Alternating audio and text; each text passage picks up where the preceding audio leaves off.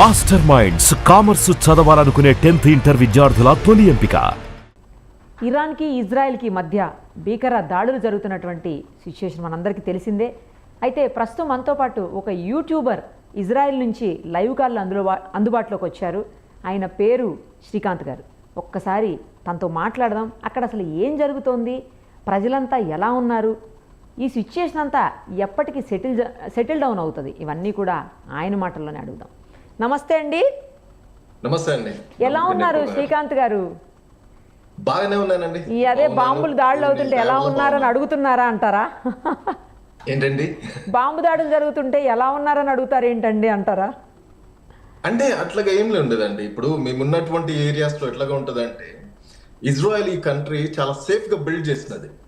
ఒకవేళ బాంబులు పడ్డా గానీ, ఇప్పుడు నేను బాంబ్ షెల్టర్ లోనే ఉన్నాను. ఒకవేళ బాంబులు పడేటువంటి అంటే ఒక హాఫ్ అన్ అవర్ ముందు మాకు అలర్ట్ చేస్తారు. కాబట్టి మాకు సేఫ్ గానే ఫీల్ అవుతాం. ఇక్కడ ఎలా తెలుస్తుంది వాళ్ళకి? అరగంట ముందు తెలియడానికి, మిమ్మల్ని అలర్ట్ చేయడానికి తెలియకుండా కూడా జరగచ్చు కదా. మనకి ఇక్కడ కూడా చూసాము, ఇండియా పాకిస్తాన్ మధ్యలో కూడా అక్కడి నుంచి లాంచర్స్ నుంచి స్టార్ట్ కాగానే, మిసైల్స్ అక్కడ నుంచి దాడి జరగగానే ఇక్కడ వీళ్ళకు రాడార్ వ్యవస్థ ఉంటుందండి, సిస్టమ్ ఉంటుంది. దాన్ని బట్టి రికగ్నైజ్ చేస్తుంది. రికగ్నైజ్ చేసి ప్రతి సెల్ కూడా మాకు అలర్ట్స్ వచ్చేసాయి అనమాట. సో మీరు ఇంటికి ఇంతసేపట్లో చేరుకోవాలి, మీరు బాంబ్ షెల్టర్కి ఇంతసేపట్లో చేరుకోవాలి, ఇంకా మీకు 1 నిమిషం ఉన్నది అని అలర్ట్స్ వస్తాయి అనమాట. అలర్ట్స్ రాగానే మేము ఎమ్మటి బయలుదేరుతాము. అట్లాగా అంటే నా ఉద్దేశం ఏంటంటే, ఏ ఏరియాలో జరుగుతుంది అనేది ముందుగా తెలియటం అంత ఈజీనా అని. ఎటైనా జరగచ్చు, ఆ ఏరియాస్ కూడా కవర్ చేస్తారు వాళ్ళు. ఇప్పుడు ఈ బాంబు ఈ నార్త్ ఏరియాకి వస్తున్నది, సౌత్ ఏరియాకి వస్తున్నది, మీరు ఈ ఏరియాలో ఉండకూడదు అనేది చాలా ఎగ్జాక్ట్ గా స్పెసిఫిక్ గా చెప్తుంది. అంటే ఆ ఏరియాలో ఈవెన్ సైరన్ మోగుతుంది అనమాట, చాలా పెద్దగా. అందరికి ఎక్కడున్నా కానీ ఎవరు మిస్ కావడానికి వీలుండదు. ఓకే, అసలు ఎన్ని రోజుల నుంచి జరుగుతుందండి ఇజ్రాయెల్ మీద దాడులు? అలాగే ఎవరికన్నా ఎఫెక్ట్ అయ్యిందా? బేసికల్ గానైతే మొన్న జూన్ 13th నుంచి ఇరాన్ దాడి చేస్తున్నది. దానికంటే ముందు 630 రోజుల నుంచి అంటే ఇరాన్ గానీ, లేకపోతే లెబనాన్ గానీ, లేకపోతే హమాస్ గానీ, ఈ దేశాలన్నీ దాడులు చేస్తున్నాయి, హుతీస్ వీళ్ళందరూ. ఓకే, అక్కడ ఎంత 630 డేస్ అంటే 630 డేస్ అండి. 630 డేస్ మేము ఈ వార్ లో ఉన్నాం. ఆల్మోస్ట్ 2 years దగ్గర. Almost 2 years. కాదండి, ఇప్పుడు అంటే ఎంత డ్యామేజ్ అయ్యి ఉంటుంది అది? కంట్రీకి కావచ్చు, లేకపోతే పబ్లిక్ ప్రాపర్టీకి, పర్సనల్ ప్రైవేట్ ప్రాపర్టీస్కి ఎంత డ్యామేజ్ అయ్యి ఉంటుంది ఇప్పటి వరకు? This is the beautiful thing about Israel అండి. ఇక్కడ మనం చూస్తున్నట్లయితే ఇన్ని వేల రాకెట్లు, 1 కాదు 2 కాదు, మనము గడిచిన 2 సంవత్సరాల నుంచి కొన్ని వేల రాకెట్లను చూసాము. అయితే ఇజ్రాయెల్ కి బిల్డింగ్స్ కి డ్యామేజ్ అయింది మాత్రము చాలా తక్కువ. అంటే ఒక 30 అట్లా, అంటే 30 బిల్డింగ్స్ ప్రాబబ్లీ డ్యామేజ్ అయి ఉంటాయి, పెద్దవి. కానీ లాస్ట్ అంటే ఇరాన్ నుంచి జరుగుతున్నటువంటి దాడిలో మాత్రము జూన్ 13 నుంచి మనం చూసుకున్నట్లయితే హెవీగా డ్యామేజ్ ఉన్నది. దాదాపు ఒక 200 బిల్డింగ్స్, 200 బిల్డింగ్స్ దాకా డ్యామేజ్ అయినాయి. ఒక 15 మెంబర్స్ అయితే చనిపోయినారు ఇప్పటి వరకు. అంటే వూండెడ్ అయిన వాళ్ళు దాదాపుగా ఒక 300 అబౌవ్ ఉంటారండి.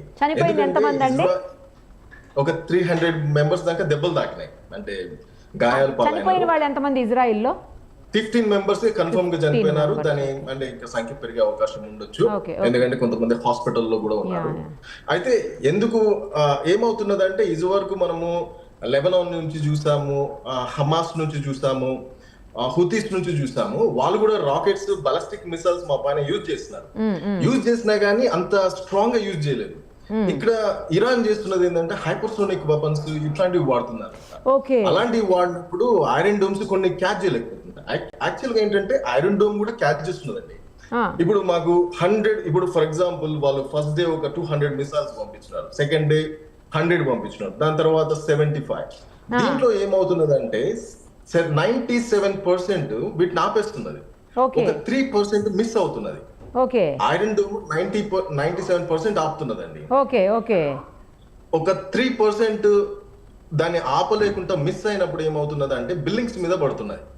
అంటే వాళ్ళు ఎగ్జాక్ట్ గా సివిలియన్ ఏరియాస్ ను మాత్రమే టార్గెట్ చేస్తున్నారు. సివిలియన్స్ ఎక్కడైతే సివిలియన్స్ ఉన్నారో, ఇందాక ఈ రోజు మార్నింగ్ బెర్షవాలో ఒక హాస్పిటల్ మీద టార్గెట్ చేస్తున్నారు. హాస్పిటల్ అని లేదు, లేకపోతే స్కూల్లో చిన్నపిల్లల స్కూల్ అని లేదు, ఎక్కడ పడితే అక్కడ టార్గెట్ చేస్తున్నారు. అట్లాగా మాకు డ్యామేజ్ అవుతున్నదండి ఇప్పుడు ప్రస్తుతానికి. ఓకే, ప్రజెంట్ సిచ్యుయేషన్ ఏంటంటే అసలు ఇప్పుడు అక్కడ ఎలా ఉంది, ఇజ్రాయిల్లో ఎలా ఉంది, ప్రజెంట్ ఎలా ఉన్నారు మీరు అందరూను? టెన్షన్ గానే ఉంటది, వార్ కదా. సో వారు ఏంటంటే ఇట్లాంటిది ఇజ్రాయెల్ కి కొంచెం డిఫికల్ట్ గానే ఉన్నది. మేము ఇది వరకు చూసిన దానికంటే ఇప్పుడు చూస్తున్న దానికంటే కొంచెం డిఫికల్ట్ గానే ఉన్నది. ఎందుకంటే వాళ్ళు వాడుతున్నటువంటి మిసైల్ సైజ్ అంటే బాలిస్టిక్ మిసైల్స్ అవి చాలా స్ట్రాంగ్ గా ఉన్నాయి కాబట్టి ఎక్స్ప్లోజన్స్ కూడా చాలా హెవీగా ఉంటున్నాయి అట్లాగండి.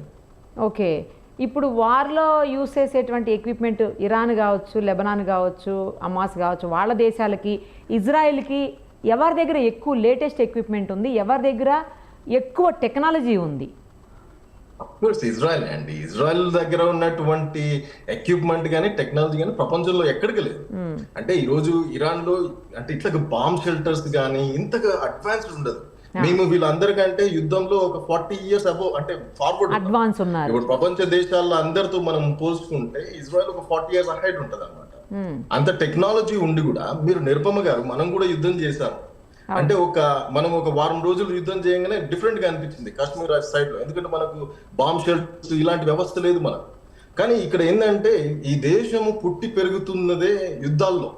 సో యుద్ధం ఎలాగ చేయాలో తెలుసు కాబట్టి వీళ్ళు చాలా ముందుగా ఆలోచించి వీటన్నింటినీ రెడీ చేస్తున్నారు అనమాట. Okay okay. సో ఎంతకాలం ఇలా ఉండాలో ఎంతకాలం ఉంటుందో తెలియదు. ఎందుకంటే ఎవరు కూడా కల్పించుకోవట్లేదా మిగతా దేశాలు ఏవి శాంతి చర్చలు జరిపేదానికి కానీ యుఎన్ఓ కానీ ఎవరు కూడా ముందుకొచ్చి ఏమి హెల్ప్ చేయట్లేదా అండి ఈ దేశానికి? ఒకటండి ఇక్కడ మనము చూడాల్సినటువంటిది ఏంటంటే వెస్ట్ కూడా అర్థం చేసుకుంటున్నది ఏంటంటే ఇజ్రాయెల్ చేస్తున్నటువంటి యుద్ధము ఇజ్రాయెల్ కోసం చేయట్లేదు. బేసికల్ గా ప్రపంచంలో ఉన్నటువంటి తీవ్రవాదం పైన తీవ్రవాద సంస్థల పైన ఇజ్రాయెల్ పోరాడుతుంది. కరెక్ట్. అయితే దీనికి ఎవరు హెడ్, ఎవరికి సపోర్ట్ చేస్తున్నారు, ఎవరు సపోర్ట్ చేస్తున్నారు, ఇన్ని బిలియన్స్ ఆఫ్ డాలర్స్ ని ఎవరు సపోర్ట్ చేస్తున్నారు అంటే ఇరాన్ సపోర్ట్ చేస్తుంది. అయితే ఇరాన్ లో ఉన్నటువంటి ప్రజలు చాలా బ్యూటిఫుల్ పీపుల్. అక్కడ ఉన్నటువంటి ప్రజలు బ్యూటిఫుల్ పీపుల్. ఒక 40 సంవత్సరాల వరకు కూడా ఇజ్రాయెల్ కి ఇరాన్ కి చాలా వండర్ఫుల్ రిలేషన్షిప్ ఉండేది. అయితే 40 సంవత్సరాల క్రితము ఇప్పుడు వచ్చినటువంటి ఆయతుల్లా రెజీమ్ ఏం చేసినాడంటే ఈ దేశాన్ని క్యాప్చర్ చేసి ఈ దేశంలో ప్రస్తుతానికి ఇరాన్ లో ఇప్పుడు దాదాపుగా కొన్ని సంవత్సరాల నుంచి ప్రతిరోజు కూడా 2-3 వేల మంది జనాలను ఆయనకు అగేన్స్ట్ గా వస్తున్నటువంటి వాళ్ళని తీసుకెళ్లి టార్చర్ చేస్తూ చంపేస్తున్నారు. అయితే ఈ రోజు ఎందుకు ఈ దేశాలు ఇరాన్ వైపు నిలబడట్లేదు అంటే రిజీమ్ ని తీసేయాలనేటువంటి ఒకటే ప్రయత్నంతో ఈ రోజు ఈ వెస్ట్ అంతా కూడా ఇజ్రాయెల్ కి సపోర్ట్ చేస్తున్నారు. అంటే ఇప్పుడు ఉన్నటువంటి మెయిన్ ఏంటంటే శాంతి చర్చలు కానీ ఇవన్నీ ఎందుకు చేయట్లేదు అంటే అక్కడ ఉన్నటువంటి న్యూక్లియర్ ఫెసిలిటీస్ ని డిస్ట్రాయ్ చేయాలని చూస్తున్నారండి. ఓకే, క్లియర్ చేసేస్తే మళ్ళీ ఇంకోసారి జోలికి రాకుండా ఉండాలి అంటే అవన్నీ కూడా డిస్ట్రాయ్ చేయాలి ఆ ఆలోచనలో. అవునండి. ఇప్పుడు ఇరాన్ కి న్యూక్లియర్ ఫెసిలిటీ ఉండడానికి వీలు లేదు, వాళ్ళకు అణుబాంబులు ఉండడానికి వీలు లేదు అని ఇజ్రాయెల్ చాలా ఖచ్చితంగా చెప్తున్నారు. ఎందుకు ఇజ్రాయెల్ ఖచ్చితంగా చెప్తున్నదంటే ఇప్పటి నుంచి కాదండి 1990 నుంచి కూడా ఇరాన్ ప్రయత్నం చేస్తున్నది న్యూక్లియర్ బాంబును కలిగి ఉండడానికి. అప్పటి నుంచి ఇజ్రాయెల్ అపోజ్ చేస్తున్నది. అటు ఇరాక్ కావాలనుకున్నది, అదే విధంగా ఇరాన్ కూడా కావాలనుకున్నది. దాన్ని అప్పటి నుంచి ఇజ్రాయెల్ అపోజ్ చేస్తున్నది. ఈవెన్ పాకిస్తాన్ కి అణుబాంబును ఉండడం కూడా ఇరాన్ అపోజ్ చేసింది. అయితే మన వాళ్ళు అప్పట్లో కాంగ్రెస్ గవర్నమెంట్ అంత స్ట్రాంగ్ గా దాన్ని అంటే అపోజ్ చేయలేదు. సో వాళ్ళు బిల్డ్ చేసుకున్నారు. అయితే ఇరాన్ కు ఇప్పుడు మేము అడ్డుకుంటున్నాము, ఇరాక్ కు పూర్తిగా అడ్డుకున్నాం. ఒకవేళ ప్రాబ్లం ఏంటి, ఇరాన్ కు ఒకవేళ అణుబాంబు ఉంటే ప్రాబ్లం ఏంటంటే ఇరాన్ సుప్రీం లీడర్ ప్రతిరోజు వాళ్ళు అనేది ఏంటంటే మేము ప్రపంచ పటంలో నుంచి ఇజ్రాయెల్ ని లేకుండా చేస్తాము, ఇదే మాకున్నటువంటి కళ, మేము దాని కొరకే బ్రతుకుతున్నాము అని వాడు చేసుకుని ప్రతిరోజు చెప్తున్నాడండి. దాన్ని తయారు చేస్తున్నది కూడా దాని కొరకే, యూదులను చంపేస్తామని చెప్తున్నారు. అలాంటప్పుడు ప్రతిరోజు వీళ్ళు వాగ్దానం చేస్తూ ప్రతిరోజు వాళ్ళు శపథం చేస్తున్నప్పుడు ఇజ్రాయెల్ ఎట్లాగా చూస్తూ ఉంటదండి. ఈ రోజు ఇజ్రాయెల్ దాడి చేయడానికి కూడా కారణం ఏంటంటే ఇంకొక 5 రోజుల్లో 10 రోజుల్లో ఆ బాంబును వాళ్ళు రెడీ చేసుకుంటారు కాబట్టి ఇజ్రాయెల్ ప్రియంప్టివ్ స్ట్రైక్ చేసింది వాళ్ళ మీద. అట్లాగండి అది. ఓకే, ఈరోజు కూడా దాడి అయింది హాస్పిటల్ మీద మీరు ఇందాక చెప్పారు కదా. సో అక్కడ ఎంతమంది ఏమన్నా ఎఫెక్ట్ అయ్యారా అండి? ఎవరికన్నా బాగా ఇంజురీస్ అయ్యాయా లేకపోతే ఏమన్నా అంటే ప్రాణనష్టం అయితే ఏం జరగలేదండి. బిల్డింగ్స్ అయితే చాలా సెంట్రల్ సిటీలో బిల్డింగ్స్ అయితే చాలా తీవ్రంగా డ్యామేజ్ అయినాయి. చాలా పెద్ద బిల్డింగ్స్, చాలా బ్యూటిఫుల్ స్కై స్కేపర్స్ ఉంటాయి మాకు టెల్ అవీవ్లో. ఓకే. చాలా బ్యూటిఫుల్ అంటే స్కై స్కేపర్స్ అవి డ్యామేజ్ అయినాయి. ప్రాణ నష్టం ఏం జరగలేదు. కొంతమంది గాయపడ్డారు. హాస్పిటల్లో కూడా ప్రాణ నష్టం ఏం జరగలేదు, ఎందుకంటే అది ఓల్డ్ హాస్పిటల్, వాళ్ళకి తెలియదు. ఇజ్రాయెల్ ఏంటంటే ఏదైనా డౌట్ వస్తే ముందే మూవ్ చేస్తారు అక్కడ నుంచి. సో ఓల్డ్ హాస్పిటల్ కాబట్టి అక్కడ కూడా ఎవరికి పెద్దగా అది కాలేదండి అట్లాగా. ఓకే. మీరు ఇప్పుడు అంటే బాంబ్ రూమ్ లో ఉన్నారు కదా, బయటికి రావడానికి లేదు కదా? అంటే బయటికి ఏమి వెళ్ళను, ఇది బాంబ్ షెల్టర్. అదే బాంబ్ షెల్టర్, బాంబ్ రూమ్, బయటికి రావడానికి లేదు అసలు. ఆ రూమ్ దాటి రావడానికి లేదా? ఎంతసేపు రాలేరు అలాగా? ఎంతసేపు అంటే వెళ్ళొచ్చు, కాకపోతే ఏదైనా సైరన్ పరుగుతుకుని రావాలన్నమాట అట్లాగే. జస్ట్ ఆ రూమ్ లోంచి బయటకు వస్తే విండోలో నుంచి ఏమన్నా కనిపిస్తుందా? నాకు చూపించగలుగుతారా ఇజ్రాయిల్ లోపల ఎట్లా ఉంది అనేది ఒకసారి చూడడానికి? మాది అంటే చాలా పెద్ద ఏరియా ఉంటదండి, చాలా బ్యూటిఫుల్ ఏరియా, చెట్లు ఉంటాయి ఎక్కువగా, అంతే. అవునా? అంటే రోడ్డు అటు సైడ్ అట్లా ఏం కనిపిదా మనకు? మీరు చూస్తారా? అయితే ఒక నిమిషం నేను చూపిస్తాను. అయితే సార్ రోడ్స్ అట్లా ఏమన్నా ఇజ్రాయిల్? నేను అండర్ గ్రౌండ్ లో ఉన్నాను, మాది 3 story బిల్డింగ్ అన్నమాట. అవునా? ఓకే. నేను అండర్ గ్రౌండ్ లో ఉన్నా, చూపిస్తాను మీకు. రోడ్డుకి దగ్గరలోనే ఉంటుందా? అంటే ఇప్పుడు మీరు అక్కడ సెటిల్ అయ్యానన్నారు కదండి శ్రీకాంత్ గారు? అవునవునా, ఇక్కడనే సెటిల్ అయిపోయాను. మరి ఇప్పుడు మీ పిల్లలకి స్కూల్ అంతా కూడా క్లోజ్ అయ్యి ఇప్పుడు అంతా ఆన్లైన్ లో కింద వాళ్ళ పైన చదువుకుంటున్నారు. ఓహో, ఆన్లైన్ లో నడుస్తుందా? నడుస్తుంది. కోవిడ్ తర్వాత అందరూ ఆన్లైన్ మొదలు పెట్టారు, అది కంటిన్యూ అవుతున్నట్టుంది. అవును, ఇది మా గార్డెన్. మా గార్డెన్ నుంచి బయటికి వెళ్తే ప్రాబబ్లీ అంటే ఒకవేళ మాకు చూడండి, ఇది ఇట్లా ఉన్నది కదా. ఎస్, వెహికల్స్ కనిపిస్తున్నాయి నాకు. ఎస్, ఇదేంటంటే నన్ను ఏమంటే ఇది ఏముండేమంటే ఏంటంటే ఇక్కడ కోర్టు లాయర్ పక్కన అన్నమాట, జడ్జి. ఓకే. ఒకవేళ కెమెరాస్ ఏదైనా చూసినా ఏమంటే ఆపేస్తారు. వచ్చేయండి, అయితే వద్దులేండి, లోపలికి వచ్చేయండి, మాట్లాడుకోవచ్చు. సో ఇట్లా ఉంటదండి. ఓకే. ఇప్పుడు మీరు ఆ రోడ్ చూపించారు కదా నాకు, కార్స్ అవి ఉన్నాయి, అది పబ్లిక్ ప్లేస్ అండి కదా?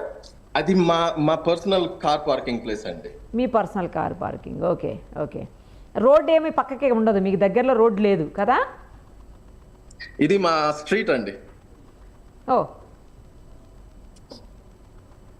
అదే స్ట్రీట్? ఇది మా స్ట్రీట్ అంటే మా కాలనీలో, మా ఇంటి ముందు. ఓకే. నేను దూరం వెళ్తే ఇది కొంచెం డిస్కనెక్ట్ అవుతుంది. అవునవునవునవును. ఇది మా పార్కింగ్ ప్లేస్ అండి. పార్కింగ్ ప్లేస్ కాదు, నేను అడిగింది మెయిన్ రోడ్ అడిగానండి. మెయిన్ రోడ్లో ఏమన్నా మనం చూడడానికి ఉంటుందా? రోడ్డు సైడ్ ఏమన్నా ఉందా మీ ఇల్లు అని అడిగాను. ఎందుకంటే అప్పుడు రోడ్డు లేదు చూస్తుంటే ఏమన్నా పోలీస్ ఫోర్స్ అట్లా ఏమన్నా కనిపిస్తుందా ఏంటి అని అడిగాను. అట్లా ఏం కనపడదండి. అట్లా ఏమి ఉండదు, ఇక ప్రశాంతంగానే కనిపిస్తుంటుందా రోడ్డు అంతా కూడా? మీ ప్రైవేట్ పార్కింగ్ ప్లేస్ అన్నారు కదా? యా. లేదు, ఇది మెయిన్ రోడ్. ఇది మెయిన్ రోడ్డా? ఓ ఫైన్. జనాలు బయట లేరు. జనాలు అసలు బయట ఎవరు లేరు కదా? బయట లేరు. అదేలేండి, బాంబ్ థ్రెట్ ఉంది కాబట్టి, అంటే అలర్ట్ ఉంది కదా, బాంబ్ అలర్ట్, అందుకని లోపల ఉన్నట్టున్నారు అందరూ. అవునండి, అట్లాగా. సో బ్యూటిఫుల్ కంట్రీ అండి, బ్యూటిఫుల్ కంట్రీ, బ్యూటిఫుల్ పీపుల్. మొత్తం గ్రీనరీనే బాగా కనిపిస్తోందండి, గ్రీనరీ కనిపిస్తోంది మంచిగా. అవును, ఇది ఎడారంటే ఎవరు నమ్ముతారండి? అదే కదా, చాలా బాగుంది. ఇప్పుడు బయటికి వెళ్ళినప్పుడు కూడా మీరు ఇట్లాంటి అంటే ఫేస్ చేస్తుంటారండి? ఎప్పుడన్నా ఇబ్బందులు ఫేస్ చేశారా? అవతల కంట్రీ నుంచి వచ్చేటువంటి దాడులకు సంబంధించి ఏదన్నా ఫేస్ చేశారా మీరు? నేను రాకెట్స్ చాలా సార్లు చూసానండి. చూసారా? మా ఇంటి మీద వెళ్తుంటే చాలా సార్లు చూసాను. Iron dome ఆపేస్తుందండి. ఫస్ట్ లో వచ్చినప్పుడు ఇట్లాగా నేను ఒక దగ్గర నిలబడ్డాను, రాకెట్ మీదకి వెళ్ళినది, ఎగ్జాక్ట్ గా పైన వెళ్ళిపోయినది. అప్పుడు ఐరన్ డోమ్ క్యాచ్ చేసింది. అప్పుడు భయపడ్డాను, కానీ తర్వాత అలవాటు అయిపోయిందా? అంతేలేండి, 2 ఏళ్ల నుంచి యుద్ధం జరుగుతుంటే అందరూ అన్నిటికీ అలవాటు పడిపోతారు. ఇక ఇప్పుడు 2 years నుంచి పిల్లలందరికీ స్కూల్ ఆన్లైన్ అండి? లేదండి, ఈ June 13th నుంచే మళ్ళీ ఆన్లైన్ లోకి వెళ్ళాను. ఓకే. మరి ఆఫీసులు ఇవన్నీ ఎట్లా? అన్ని ఆన్లైన్ లేనా? Work from home? క్లోజ్ అండి, అన్ని క్లోజ్. ఒక్క మీడియా, పోలీస్ పని చేస్తున్నారేమో, డాక్టర్స్. మీడియా, పోలీసు, ఎమర్జెన్సీస్, అదే డాక్టర్స్ ఈ సర్వీస్ వరకు వర్క్ చేస్తున్నట్టున్నాయి. రైట్ అండి. అక్కడ ఏమైనా లేటెస్ట్ ఏమైనా ఇన్సిడెంట్స్ అవుతున్నప్పుడు వీలవుతే మాకు వీడియోస్ పంపియండి, మీకు దృష్టికి వస్తే, లేదా మీ ఫోన్కి వచ్చినా కూడా. అప్డేట్స్ ఉంటే కనుక మాకు కాల్ చేయండి మళ్ళీ కూడా మీరు, సరేనా? అక్కడ సిచ్యుయేషన్ ఎక్స్ప్లెయిన్ చేసినందుకు, చూపించినందుకు ఎస్పెషల్లీ థ్యాంక్ యూ అండి. Thank you so much. Thank you very much, Nirupama garu. One more time, Yeah. I want to say you have a beautiful heart. You're a wonderful woman. Thank you so much. Thank you so much. Thank you. Okay, stay blessed. Thanks a lot. Thank It you. means a lot. Thank you. Thank you. Thanks. Suman టీవీలో మీ personal and business promotions కోసం కింది నెంబర్కి contact చేయండి.